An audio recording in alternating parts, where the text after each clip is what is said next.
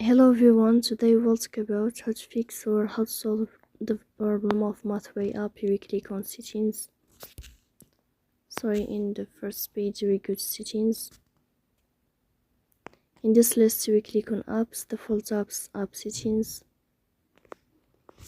When above we will search about Mathway app.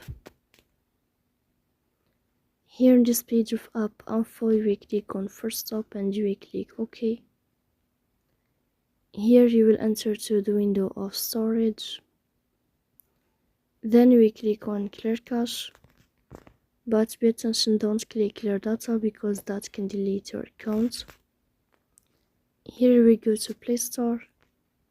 You will search about the application of Mathway. If you find update in this blue sign, then you can click to update your app. So please don't forget to support us by like and subscribe.